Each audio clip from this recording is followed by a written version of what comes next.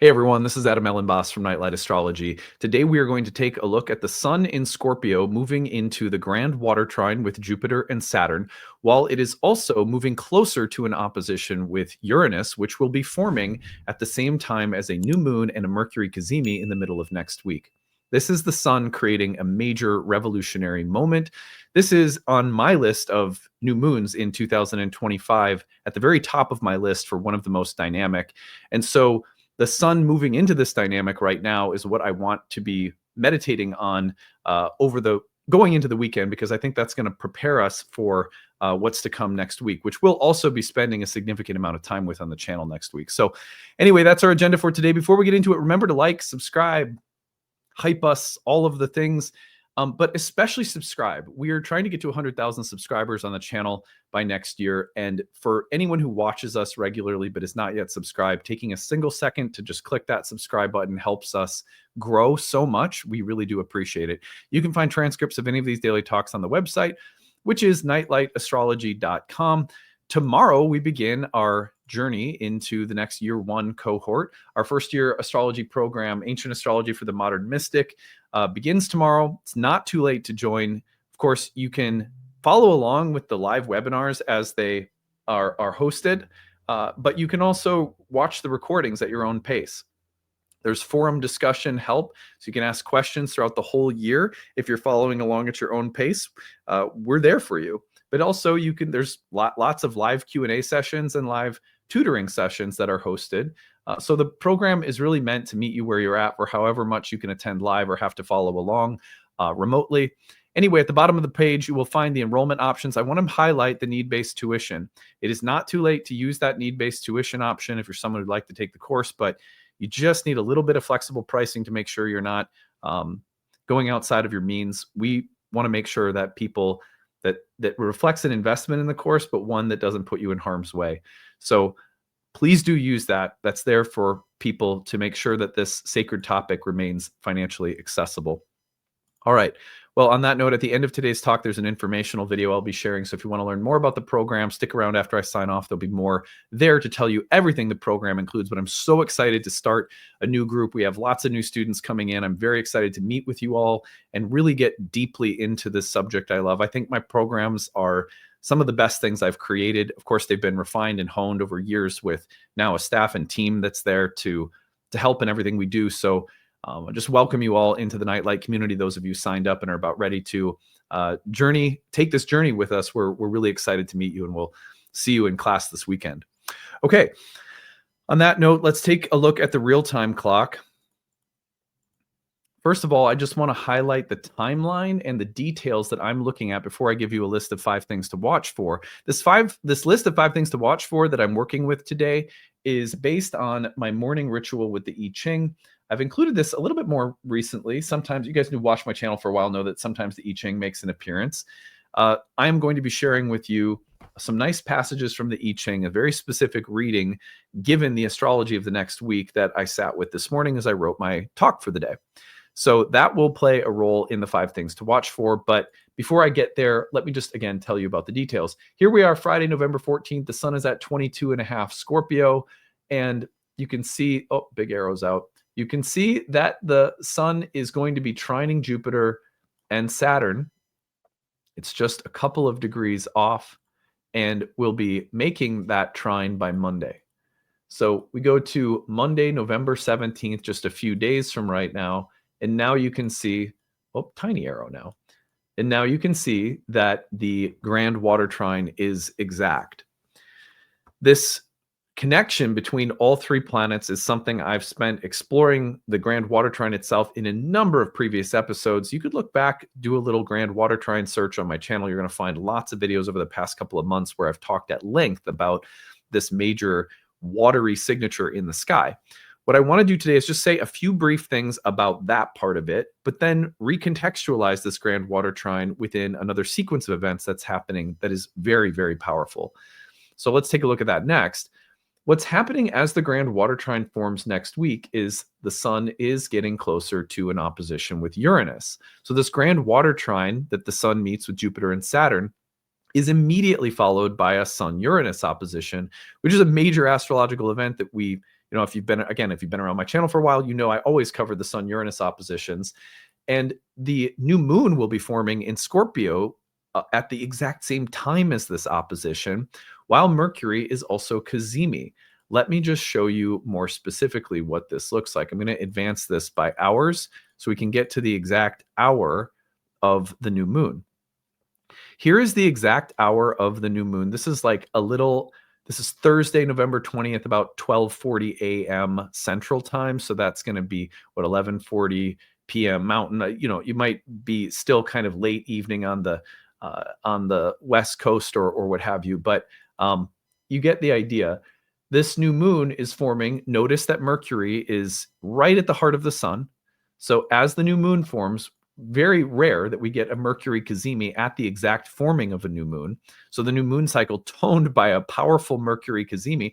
And what else? The fact that new moon is happening with the Mercury cazimi, that it's all within 3 degrees of coming off the Grand Water Trine, and that these are all taking place at the 28th degree of Scorpio, just a degree off from an exact opposition to Uranus and Taurus. Wow. And that's why it's a big deal. Now, next week, we're going to spend a significant amount of time on the new moon, on the Mercury cazimi, the opposition to Uranus. We're going to say a lot about that. So today is meant to prep us by giving us a few of the details to start thinking about as we go into the weekend. Namely, I want to start by thinking what it might mean that the sun is the one activating the Grand Water Trine and then hitting the opposition to Uranus. We'll fill in the rest of the details later. First of all, there is no symbol in ancient astrology, generally speaking, more connected to our evolving and growing sense of purpose, ambition, intentions, and life direction than the sun. The sun is like that perfect triangle that we see in our mind's eye when we get an idea.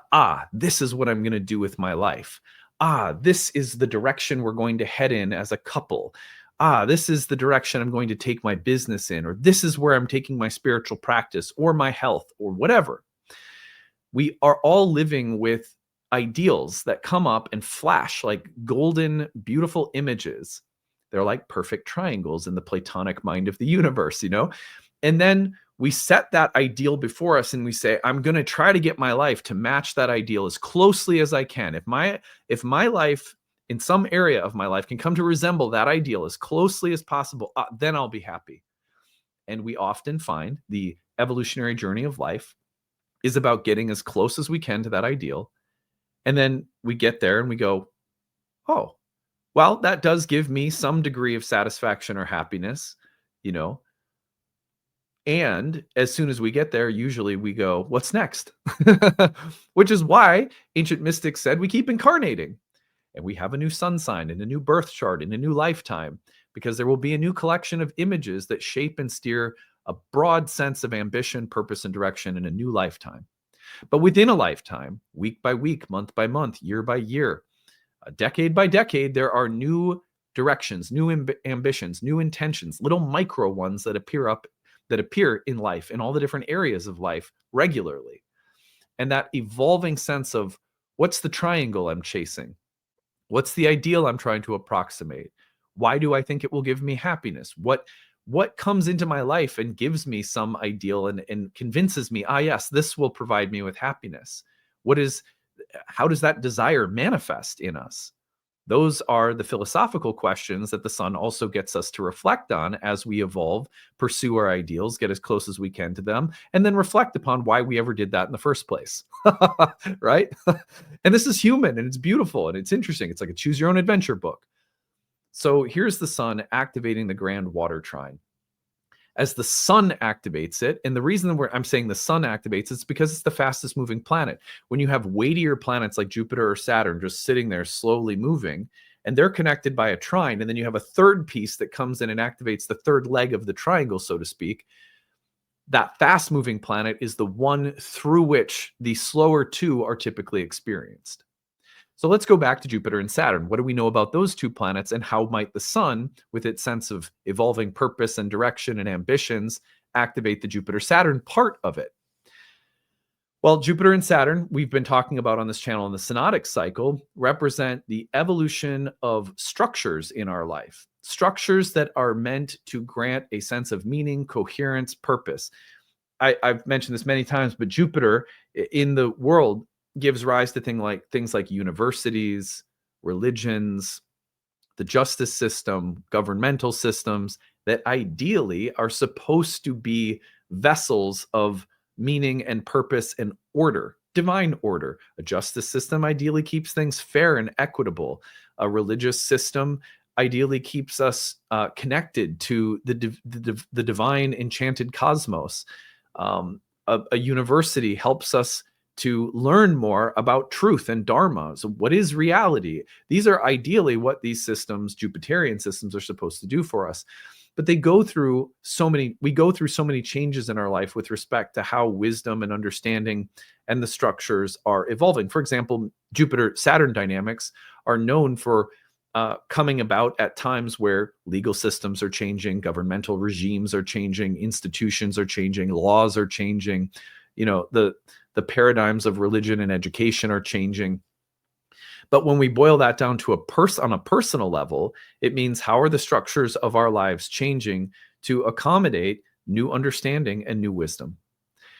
So we know that the Jupiter-Saturn part of the Grand Water Trine right now is about this nice moment where we should be seeing a gathering of new resources, new wisdom, the evolution and development of new structures dating back to the conjunction of Jupiter and Saturn in 2020.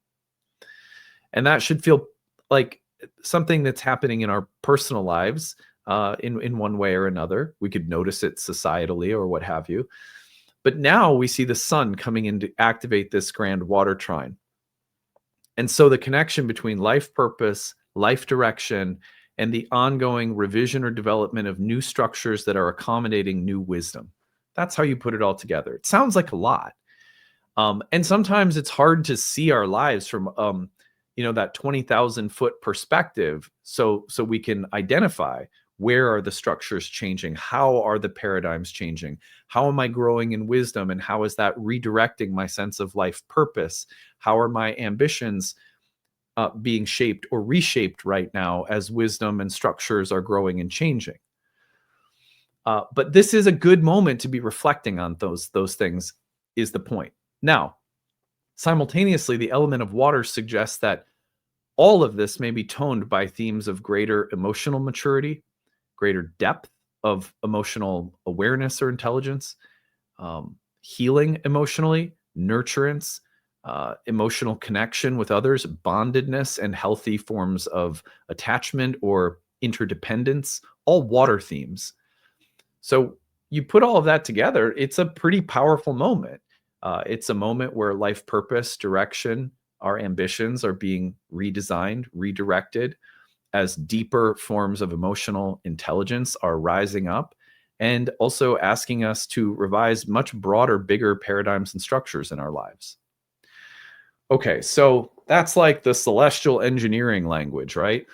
But it becomes really interesting to me that all of that is taking place as the sun is also moving into this opposition with Uranus, as a new moon will be forming in the opposition to Uranus, and as Mercury will be cazimi in opposition to Uranus. That's a lot. So that's all happening by the middle of next week. What I want to do now is give you 5 things to watch for. And I want to give you these 5 things to watch for along the lines of the I Ching reading that I did this morning.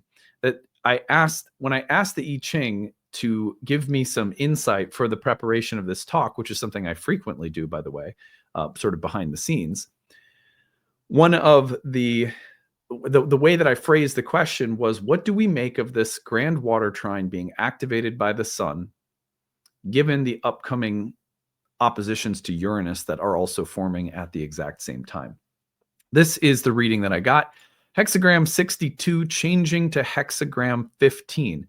That is sometimes, the hexagram 62 is sometimes called lying low, and 15 is called modesty. So what I want to do is read you this. I want to give you the reading of the hexagrams first, and then give you the list of 5 things to watch for, and put those 5 things in the context of the reading so that they make better sense. Okay, let's get into it. So hexagram 62, a beautiful hexagram, means lying low. So here it is. Do everything there is to do a little bit better than everybody else. Pay attention to the details, and in that way you shall achieve success. The timing for your intentions is not right at the moment. It is still premature for you to take action. Initiate small changes toward your goal. Do not petition for a dramatic change or instant results. Advance up the ladder one rung at a time. Great prosperity if you heed the message. This, by the way, is Benabel Wen's translation, which I've been raving about lately. Here's more. There is thunder atop the mountain, inciting small movements but keeping the greater matter at rest. Maintain stability in the wider foundation, but pay attention to the details and initiate small changes toward progress. A bird in flight delivers a message. It is not the proper time to strive upward. Instead, strive downward. Seek not from the heavens, but seek from the underworld.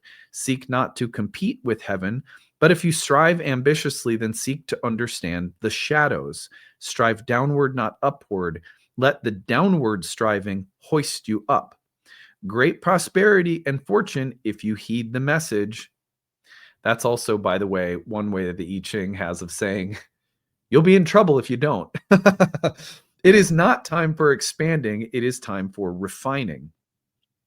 The sage is humbler than the humble, expressing more heartfelt sorrow than the sorrowful, and it is more frugal than the frugal. Do everything there is to do a little bit better than everybody else. Pay attention to the details, and in that way you shall achieve success. There will be fruition if you persevere through your endeavor, but undertake it one small step at a time. Pay attention to the details.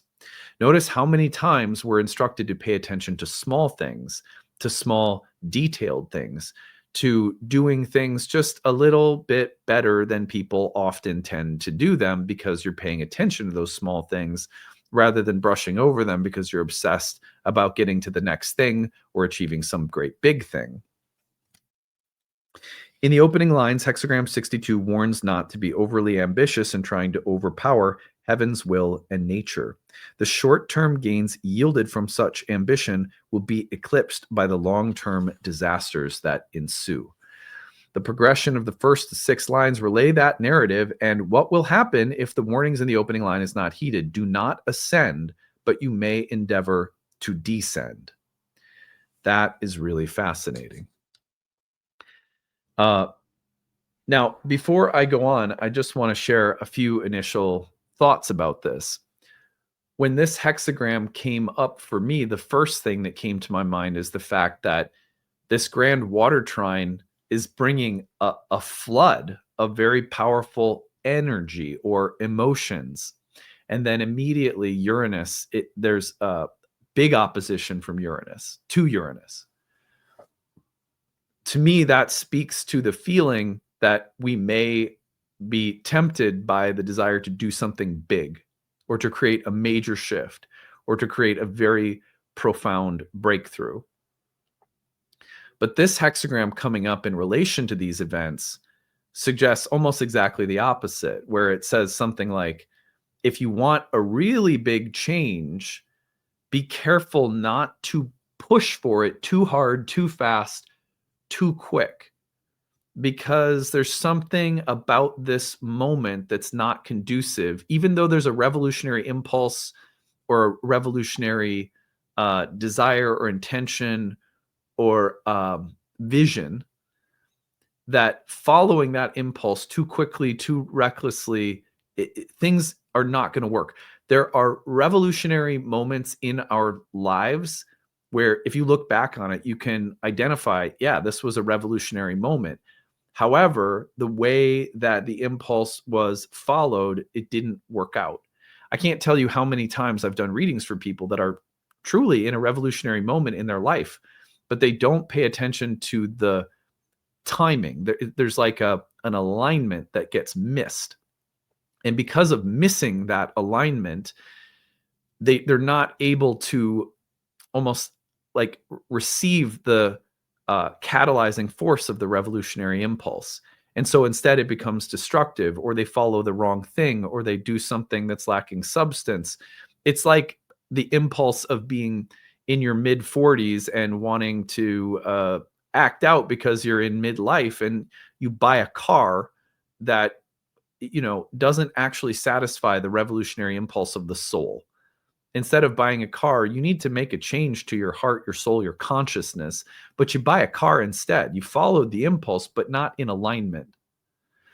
So this hexagram is really interesting because it speaks at a very deep level to a revolutionary impulse, but really biding your time, being patient, and focusing on small details, doing really, really good with small things, knowing that the time of the revolution will come, and you have to find alignment to it. The only way to do that right now is to recognize, there's a revolutionary impulse, but I have to pay attention to doing small things in the best way I can. If I focus on that, then paradoxically, it will lead to this big thing happening.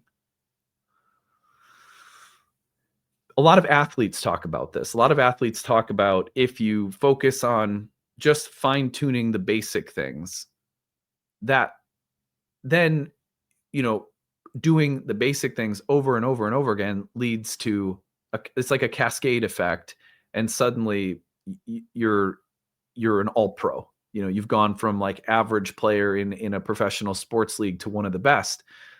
But it's only because you actually focused on the smallest, simplest things, and getting really, really, really good at those paradoxically leads to this huge amount of success, this spectacular play. Get good at the small things, bide your time, be careful of the impatience of a revolutionary impulse or moment that's at hand right now, because following it too rashly, too quickly, impatiently will lead to disaster and long-term problems. So that's really good advice. Okay. The changing hexagram, when the lines change, leads to 15, which is modesty. Modesty means draining out things that are excessive, and almost like, it'd be like a boxer getting down to fighting weight. There's, I'm using sports analogies. Let me use something different. So when there's a revolutionary impulse, there's often a great spirit of charisma and excitement and enthusiasm and big visions, and the sense of there being some very different reality that wants to come through. It's not about killing the joy or excitement of that moment, but it's also about shedding like excessiveness around the moment that can lead you in the wrong direction. It's kind of like, you get overly excited in a revolutionary moment. And this is sort of telling you, keep the revolutionary intention, but kick the overexcitement, because it's going to jack you up. It's actually going to lead you astray. You're too excited. Chill it out. And if you chill it out, the revolutionary impulse doesn't leave. It doesn't vanish. It gets directed and aligned. Very fascinating. And I think the reason that this is coming up is because we have so much water in the sky, so much emotion, so much charisma at the time of a major revolutionary moment could make us,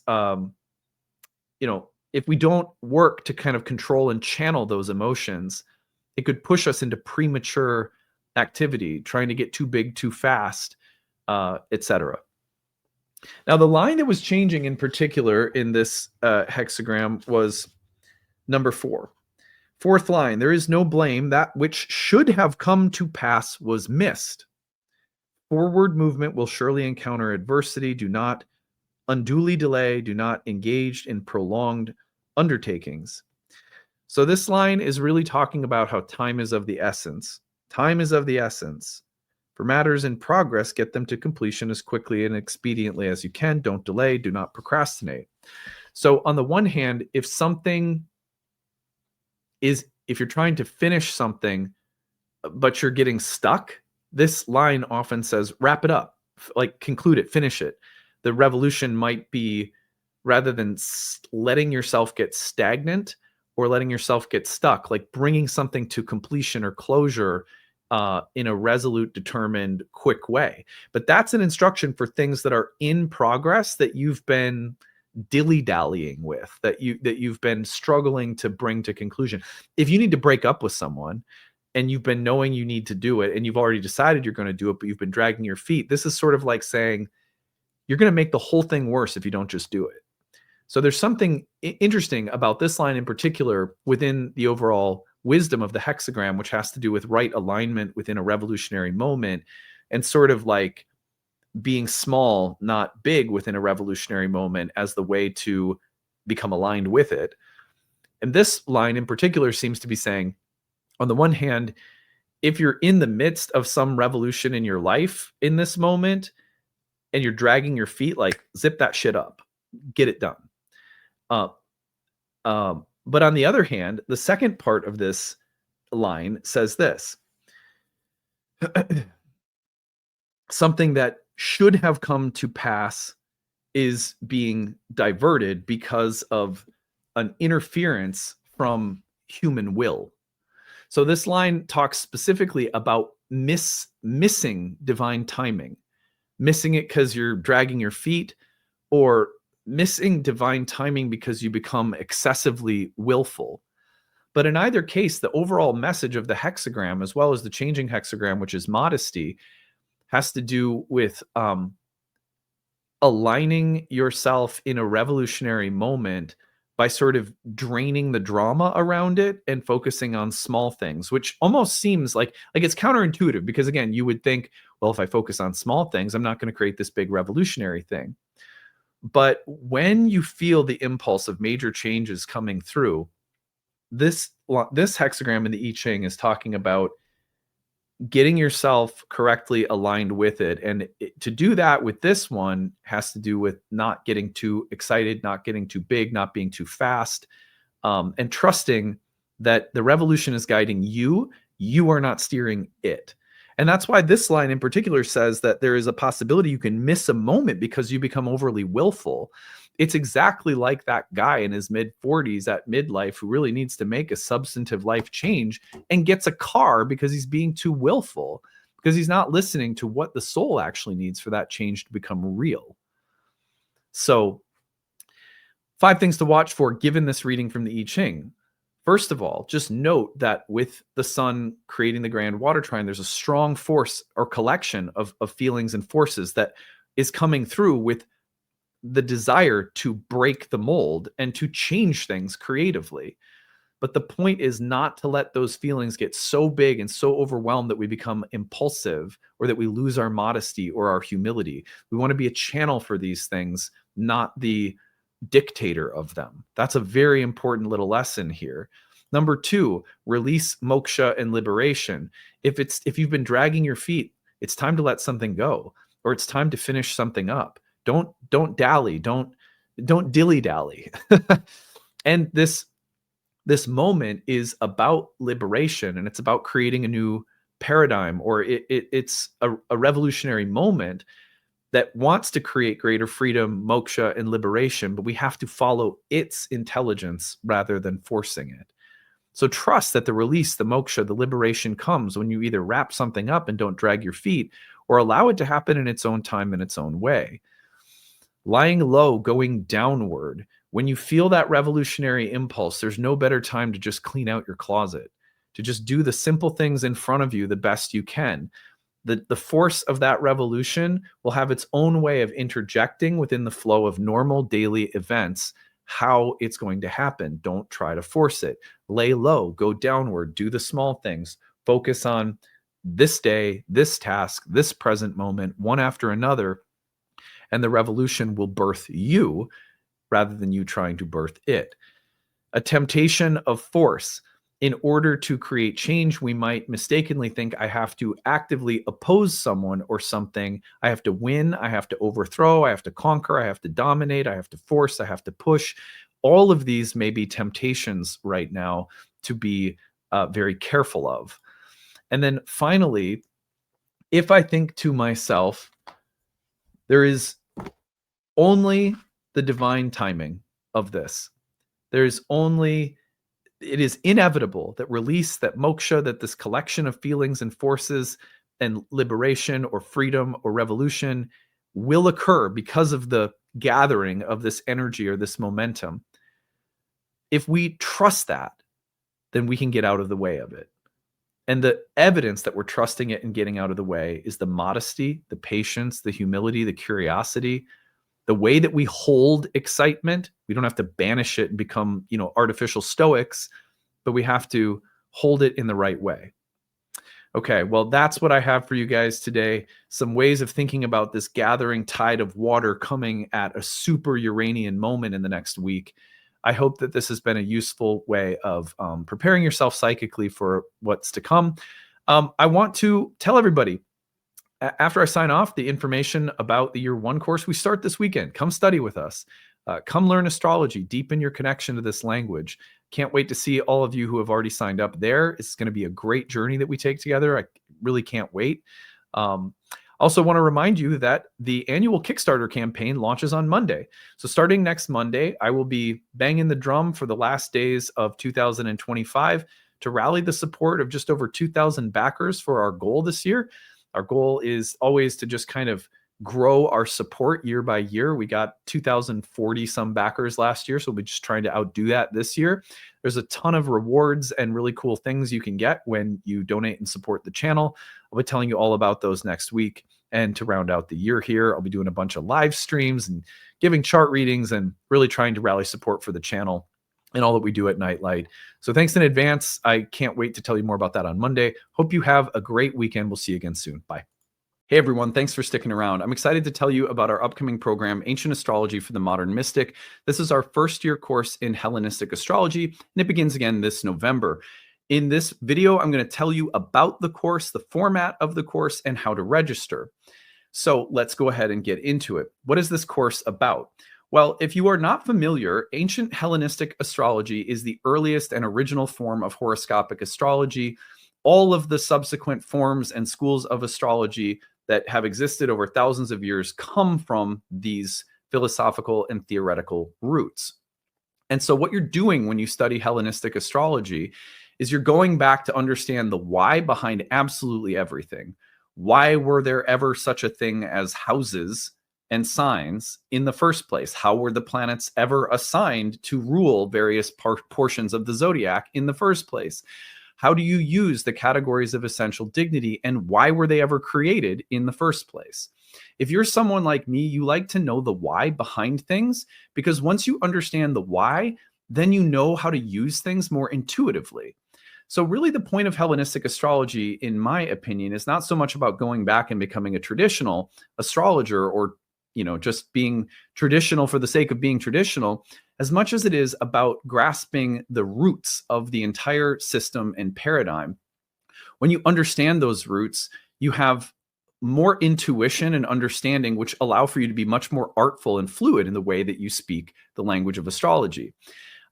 We call this class Ancient Astrology for the Modern Mystic because while it is about going back to understand the philosophical, theoretical, technical roots of the tradition, it's also about fluidly bridging those things with modern astrology and all of its most unique contributions. For example, modern astrology has given us so much psychological depth and personal depth. And so in a modern astrological setting, you're going to get the ability to explore your own character, your own psychology, and you're going to be able to utilize astrology for a process of healing and personal transformation. But when you pair that with ancient astrology, and it's almost like predictive karmic analytics, you really have a full toolkit to work with. And so that's also a great mission of ours at Nightlight, is to bridge ancient and modern forms, which is why we call the program Ancient Astrology for the Modern Mystic. So that's just a little kind of overview of the program. If you want to know more about the specifics of the curriculum and of the syllabus, what I encourage you to do is go over to nightlightastrology.com, click on the courses page, go to the first year course, scroll down, and you'll see this over 12 months you'll learn about. And here you're going to see more of a detailed breakdown of the curriculum itself. I can promise you that if you've studied astrology in modern context, but you've never gone back to the ancient roots, while some of these topics may look familiar to you and you go, oh, I've already learned about that. Unless you've studied them from the Hellenistic perspective, I guarantee that you are not going to be familiar with this content. Hellenistic astrology is mind-blowingly new and interesting for most people. And if you've never studied it, again, don't assume that anything on this list is something you're going to be familiar with. In that way, the program is really ideal for a variety of different people, and I'll say more about that in a second. So what is the format of the course? Let's go to that next. Scroll down and you're going to see that the course includes 30 online webinars that I lead throughout the year. Over the course of a year together, I have 30 classes that are broken into different units of material. In between those classes, we have breakout study sessions with your course director and 2 TAs. They're going to lead you through Q&A sessions and tutoring sessions to make sure that you have a lot of support in between major units of study. In addition, we also have an interactive group forum discussion where you can ask questions year-round and get an answer within a business day in the student forum, where a lot of people also connect and build community. Lots of people in that forum also develop like little meetup groups outside of class. That's very common in all of our programs. It's a very community-loving, warm space where anyone's also welcome. Throughout the course, you're also going to find that for every lesson, if you're just there as a hobby student, you can just listen to the webinars. They're all recorded for you. So if you can't make the live webinars, everything is housed on the website as recordings. I'd say about 40 or 50% of our students are going to be following along at their own pace, whereas the other half might be attending the live webinars. But it's really kind of, you know, if you can attend a few and then 1 week you got to be gone, the recordings are always there. You have lifetime access to everything in the course, so it's not a big deal. For every lesson as well, if you're someone who wants to go really, really deep, maybe you have the intention to practice professionally, this course is set up with an optional certification exam at the end from our school, from our program. So you can, you know, if you want to build that resume and develop the credentials from our programs, you can do that, but you also, it's optional, so you don't have to. And outside of every lesson, we have recommended reading. We have supplemental bonus content, all of which is optional, but it's there for people who might want a lot more, whereas some people will take the webinars themselves, and that'll be plenty. So it's really flexible in that way. Also, this is one program within 4 years of curriculum that are meant to go together. And so most people who come through our first year program will end up taking our second year program, where we develop forecasting and prediction and transit tracking techniques. Our third year program, which is aimed at counseling and psychology. So psychological counseling skills is our third year program. And then the Oracle Within, which is our exploration of the philosophical, spiritual roots of the divinatory oracular tradition of astrology. So there's a lot of material there. We also have another 1 year program in horary astrology for some people who want to add that predictive tool to their toolkit. So there's just a lot of material at Nightlight that this class is actually just one part of, which can be taken standalone, or for some people, they get into it, they're going to love it. You're going to hang out with us for 3 or 4 years worth of content. This program is ideal for a number of different types of students of astrology. I'll say that for starters. So let's see here. I'll stop sharing this. So we have there's a profile of the typical students who come through our courses. One is going to be people who just want a very guided introduction to ancient astrology because you've never had it before. Maybe you're only familiar with modern, and you want that guided, structured approach to learning traditional for the first time. Also, people who are brand new to astrology in general, there's no better place to start than at the roots of the ancient foundations. So whether you're a total beginner or just a beginner to Hellenistic, this is a great place to start. If you are someone who's been around astrology for a long time, but you've never had a guided, structured approach to Hellenistic astrology, again, this is a great place to start. I promise you, Hellenistic is very different than what you're familiar with, and you're going to need a guided and structured approach at some point in time. I also think for people who are looking for a lineage, which means not just a bunch of information, but a practitioner-specific based approach where you get to see a practitioner work with clients. You get to hear how a practitioner has prioritized different techniques and why. You're going to get a structured, spiritually grounded focus at Nightlight as well, where if you're looking for someone who practices astrology but also values grounded, everyday spiritual practice, that's Nightlight. If you want a community that's been in the industry for a long time now, this is our 16th year of teaching programs and guiding students through trainings. So all of those things, if they matter to you, this is a great place to study. It's a warm community atmosphere. It's spiritually grounded. It's focused. It's academically rigorous. It's going to provide you the appropriate preparation for practicing professionally, especially if you go through all of our programs. But also for those who are just curious and love astrology for your own personal interests, this is going to be a great place for you to learn and grow and thrive and feel like you have a lot of support around you in the curriculum, the teachers, the community, as you're developing, what might just be a personal interest or spiritual hobby. So that is who it's ideal for. Finally, how you register. You go over to the website. I'm going to take you back there.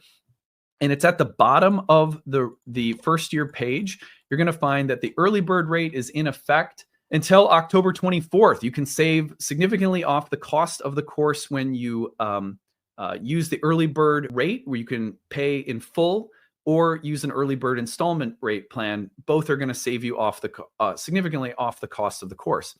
But also at Nightlight, it has always been our mission to make sure that astrological education is accessible for everyone. So please, if you are someone who would love to take this course, but maybe you can only afford a small amount of tuition per month, use the tuition assistance. It is there. All you got to do is apply. You fill out the little form. You tell us your situation. If you're on a fixed income, if you're on a limited income, if you're part-time, if you're in between jobs, if you don't make a lot and you're on that fixed budget, we understand. We don't want people to hurt themselves trying to study something that is spiritual that we feel should be very accessible for everybody.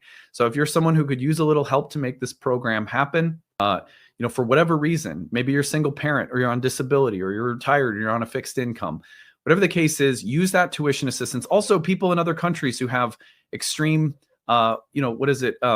exchange rates. We get it. So just use the tuition assistance and we'll be glad to make sure that the price point is accessible.